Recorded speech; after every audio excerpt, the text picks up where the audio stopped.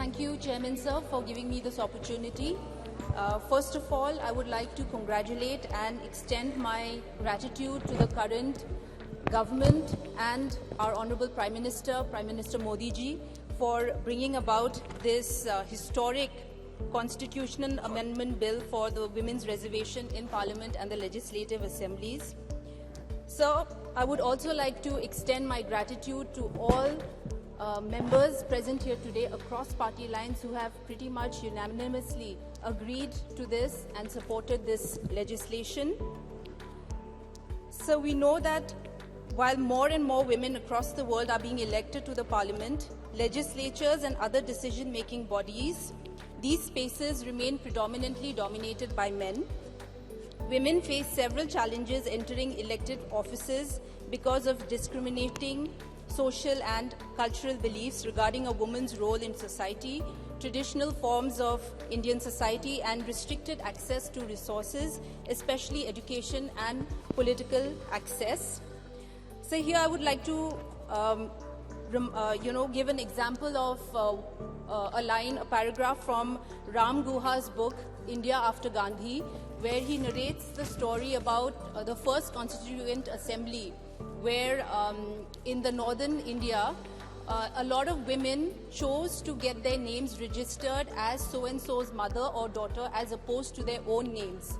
And the then Chief Election Commissioner, Sukumar Sen, was very appalled by this practice, and he asked his officers to register the names of women and not according to the relation they had to the men in their families.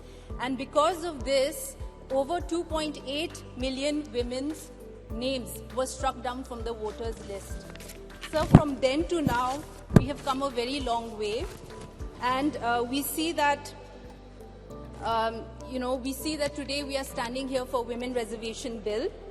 Across the world, efforts have been made to tackle the matters of women's representation in the highest elected positions.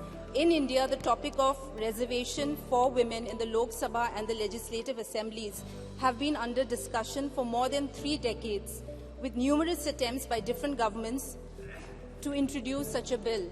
And in this, various leaders from across party lines have played a pivotal role in making this happen.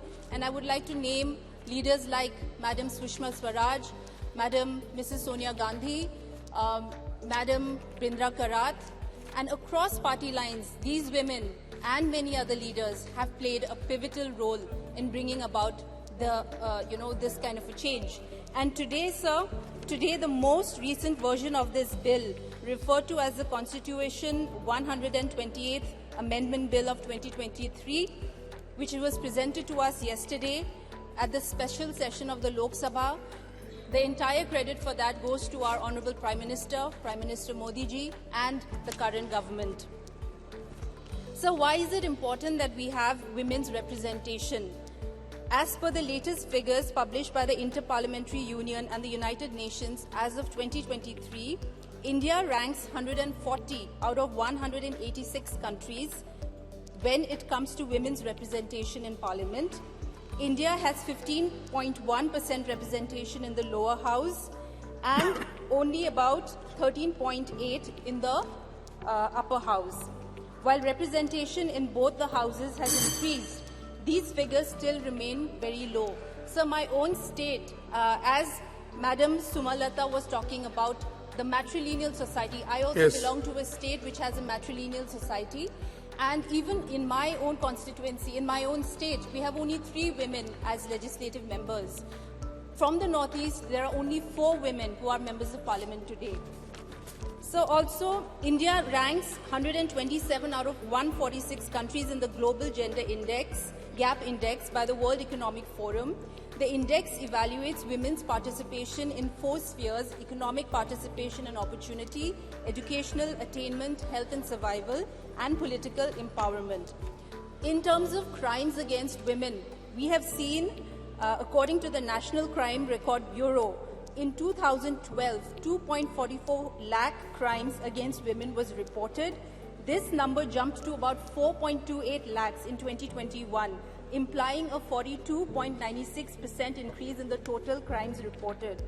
So today I am so grateful and I am so honored to be, presenting my speech in the new Parliament House, which represents modern India. But at the same time, sir, it is also a fact that 23 million girls drop out of school because of non-availability of menstrual hygiene in these schools. Okay. Sir, after the 73rd and the 74th Amendment, we have seen that in the Panchayat, more women representation has increased, and we see that a study tells us that a lot of facilities, like in terms of water, in terms of health and schools, have improved because of policies made at that level. Okay. Therefore, there is a need for women's representation because policies sensitive to women and the girl child is drastically improved when women are there in policy making. Thank you. So just give me 2 points. I won't go into the details. I just want to make 2 points here. First is, sir, though I agree, and as a party we agree with this amendment bill, sir, Article 332A, Clause 2, it states as nearly as may be 1/3 of the total number of seats shall be reserved. This should be changed, sir, to the language saying not less than 1/3 of the total number of seats shall be reserved, because this would make it, there will be no scope for, a maybe in this. Secondly, sir, this act does not talk about reservation in the Rajya Sabha, so even that would be could be considered. So can I please conclude with one quote from a poem by Maya Angelou, from a poem called The Grandmothers, and I quote, "I come as one, but I stand as 10,000. Today, I unquote. So today I stand on behalf of almost 50% of the population of this country, which is women, my mothers, my sisters, and I would like to thank the government for giving us this wonderful bill, and we support it, and I would like to congratulate everybody here today. Thank you.